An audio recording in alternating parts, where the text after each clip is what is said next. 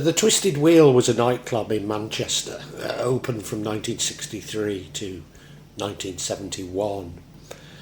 And thus, and perhaps I don't need to remind you, but despite being old, I'm too young to have attended.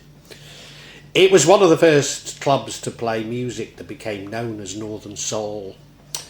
The first all-nighters, or legal all-nighters at least, in the UK were established at the Flamingo Club in Soho, playing jazz, blues and ska.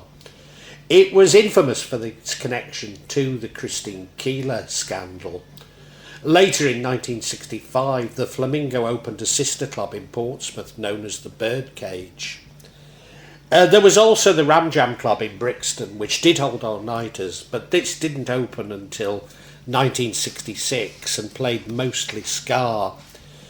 But maybe the closest equivalent to the Wheel was the Scene in Ham Yard, Soho. Certainly DJ Guy Stevens of Sue Records used to send records to Roger Eagle of the Wheel. And nevertheless, it opened around the same time as the Wheel and thus cannot be considered a predecessor. The area around Deansgate Street in Manchester during the 1950s and 60s had a reputation for hedonistic nightlife, a little like Hamburg. Cromford Court was the Manchester Cavern, where American blues stars like Little Walter and Sister Rosetta Tharpe played, and Dave Lee Travis DJ'd. The Rolling Stones, the Kinks, Wayne Fontana and the Mindbenders played there as well. Certainly there were all-nighters in Manchester, but none exclusively playing soul music, such as the notorious Heaven and Hell. Late night venues got around licensing rules by serving coffee instead of alcohol, and had colourful names like the Jungfrau, the Mogambo, the 40 Thieves, the Bamboo, the Three Coins, the first legal all-nighter, and the Half Moon. The Oasis staged shows by the Beatles and the Rolling Stones in these early years. There were various coffee bars in Manchester, like the Kona Coffee Bar in Tib Lane near Albert Square, where you could take your own records and to play. You could take your own and listen to other people's and pick it up from there. There's a few like-minded people around you and you'd bump into them and meet them in places like the Town Hall Pub. The first club in Manchester to feature R&B was the Bodega Jazz Club, with Alex Corner's Blues Incorporating appearing in March 1963, and Cyril Davis All-Stars on Saturday the 7th of July 1963.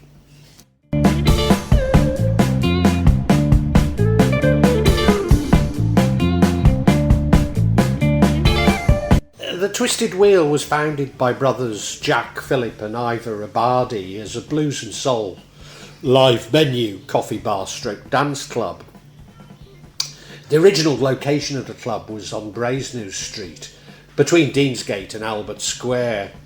The first Twisted Wheel was in the old premises of a late 50s beatnik coffee house that had a large cellar beneath. It was called the Left Wing Club. Lots of goatee bearded blokes with duffel coats and jazz playing on a record player. It held 50 or 500 or 600. Downstairs there were lots of small rooms with big rooms for the stage, and there was a coffee bar in between rooms. This was the rhythm and blues venue with Roger Eager as DJ. Roger was originally from Oxford, and I had the pleasure of meeting him a few times following his move to Liverpool, where he ran the legendary Eric's. Ivor Abadi ran the club without a alcohol licence, serving only soft drinks and snacks.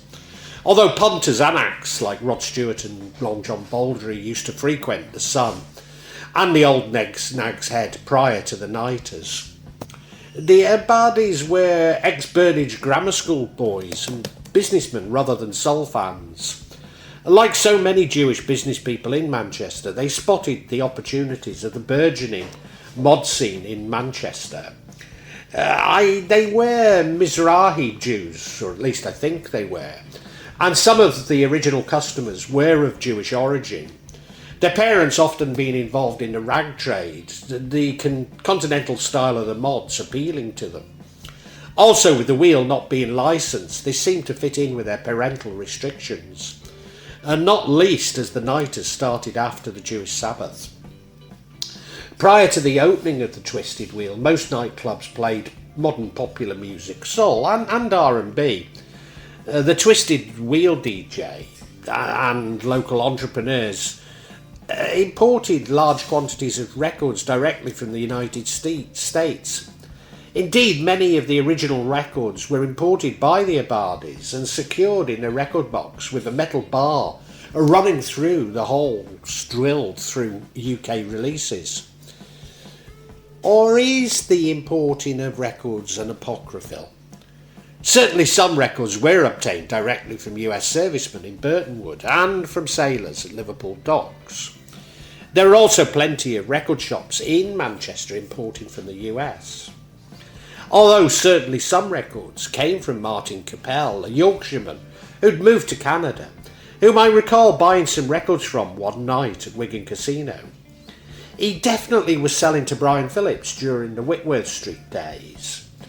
Also in 1968, the legendary John Anderson from Glasgow started selling records from his mail order business. And many of the records played at the Twisted Wheel were rare even in the US. Some may only have been released in one city or state, but at the time, in addition to records released by larger companies, there was a large number of soul releases by a variety of artists on a multiplicity of obscure and independent labels. The last all-nighter at Brazennose Street venue was on the 11th of September 1965, with John Mayall's Bluesbreakers featuring Eric Clapton headlining. The club, along with Roger Eagle as DJ, then relocated to 6 Whitworth Street, opening on the 18th of September with the Spencer Davies Group, featuring Steve Winwood as headliners. The venue was mostly soul-orientated club, with Saturday night all-nighter DJ Bob D compiling and supervising a playlist and utilising the newly developed slip queuing technique to queue in vinyl records. The Whitworth Street venue was a converted warehouse with a coffee snack bar on the ground floor and a series of rooms in the cellar. These lower rooms housed a stage, caged disc jockey area and the main dance room. A backlit iron wheels decorated the simple painted brick walls. By this time, the northern mod scene had developed into something distinctive from the more progressive music-orientated London, and a distinctive suede head style began to dominate. Ivor Abadi ran the club without an alcohol licence, serving only soft drinks and snacks. There was another Twisted Wheel in Blackpool under the same ownership. 2 other brothers, or was it the father? This was apparently much more mainstream, and I don't think held all-nighters. Sadly, in the new year of 67, Roger called it a day. As he remembers, I was tired of being asked, being the one to phone for the ambulance. I was bored with playing the same Tamla requests over and over again. He could still remember the last record played at the Whitworth Street, Funky Broadway by Dyke and the Blazers. Roger moved on to the Blue Note Club and Gore Street, and later DJ'd at the Stax Club, the Old 3 Coins, and Beat City on Fountain Street. From where he moved to the Magic Village ex-Jigsaw Club, playing R&B and funk.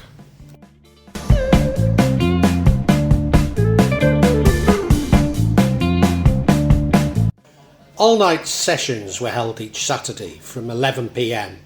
through to Sundays at 7:30 a.m. All-night DJ Brian 45 Phillips introduced Jerry Cook, I Hurt on the Other Side, Dobie Gray, Out on the Floor, The Artistics, This Heart of Mine, Leon Haywood, Baby Reconsider, a very, very much a favourite at the wheel, Earl Van Dyke 6x6, and US releases on Riptych, Brunswick, OK, and other obscure labels. Brian also ran a mail order listing, supplying many of the records to clubs like Chateau Impney, and the Catacombs. Although bootlegger Jeff King from Leicester was banned by most DJs from buying rare records, Jeff was the first person to serve time, although he was clearly linked to legitimate labels like President. Brian is a lovely man who became wealthy from a greeting cards business and bought a home on Sandbanks in Dorset.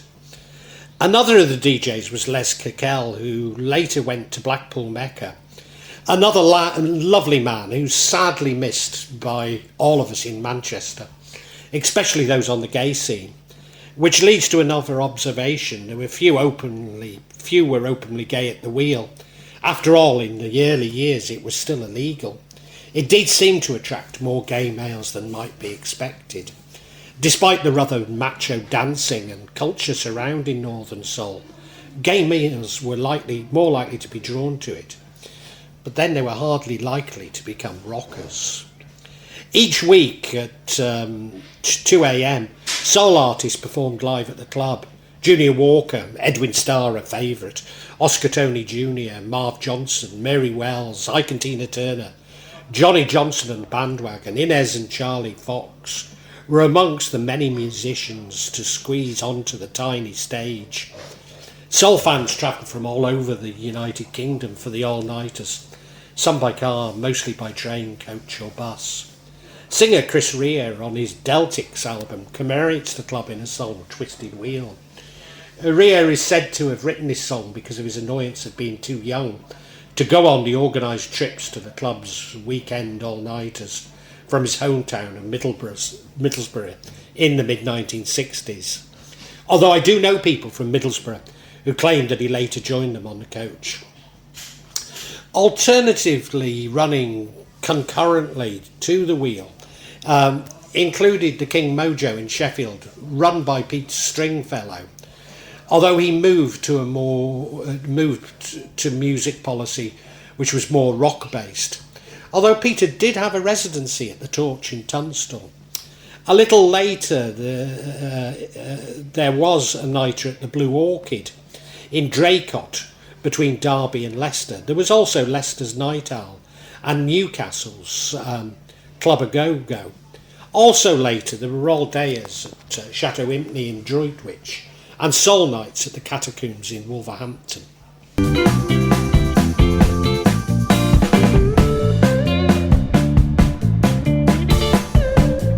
The club gained the reputation of playing rare and up-tempo soul. Following a visit to the Twisted Wheel in 1970, music journalist Dave Godin noted that the music played at the club and Northern England in general was quite different from the music played in London.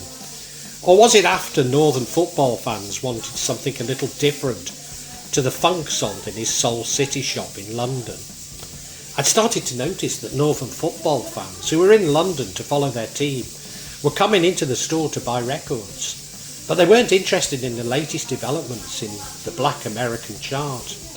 I devised a name as a shorthand term. It was just to say, if you've got customers from the north, don't waste time playing them records currently in the US Black chart. Just play them what they like, Northern Soul. His description, Northern Soul, became the accepted term for the genre of the subculture. Dave is credited with having introduced Mick Jagger to R&B whilst at Dartford Grammar School. In later life he ran the Anvil Cinema in Sheffield, when I met him briefly at a Samantha's all-nighter. The club shut down in early 1971 because of a bylaw which prevented the premises from staying open more than 2 hours into the following day. Whilst I didn't attend, my cousin used to attend, although I think only to Brazennose Street. And he recalled to me how one had to sign in using a pen with an inkwell before paying the 6 shilling entrance fee. When raided by the police, the doorman spilled the ink over the book. Apparently the lights were flashed on and off during a raid, and Roger Eagle played There's a Riot Going On by the Coasters. Also, it would seem that part of the concern about the wheel was fuelled by the Bradford police, who'd noticed large numbers of their youths crossing the Pennines. The closure of the Twisted Wheel gave the Golden Torch in Tunstall, Staffordshire, its opportunity to take the Northern Salt crown for the next few years until it was shut due to local council opposition. Also worthy of mention are Up the Junction in Crewe, Varvars in Bolton, Leeds Central and the Pendulum in Manchester, close to the former hedonistic area around Deansgate Street, where the legendary teacher Sol Sam cut his teeth. But I don't think it was ever an all-nighter.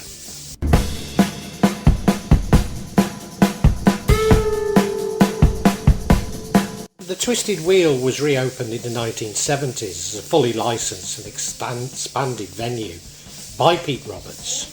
It enjoyed capacity attendance for its Sunday afternoon sessions, alongside which were all-nighters and Friday evening sessions. I used to visit the venue that was the Twisted Wheel on Whitworth Street. Then a gay club, Rock Shots and Legends, 4 Twisted Wheel revivals and a number of rave nights, including Glitter Baby and Danceteria, which became Strange Ways. It was certainly an eclectic venue, including many rooms with an underground basement known as the Dungeon. From 2002, nostalgic soul nights were held in the original Whitworth Street location on the final Friday of every month. These nights featured the original DJ playlist and many original members attended. The physical structure of the club was removed from the Manchester landscape in 2013, and then it was demolished to make way for a hotel. This happened despite attempts to save the building on the grounds of the venue's cultural importance. The Twisted Wheel relocated to Night People, 105 to 107 Princes Street, Manchester. The club had 2 rooms with separate sound systems, one of which was solely dedicated to the legacy of the iconic Twisted Wheel, complete with original memorabilia and bare brick arches throughout, giving it the atmosphere that Whitworth Street was known for. On the 10th of April 2022, the Twisted Wheel moved to the newly revamped Band on the Wall venue in Manchester's Northern Quarter. The Sunday afternoon early evening sessions were held monthly. By October 2023, the Twisted Wheel Club / Basement 66 operated out of area on Manchester's Sackville Street.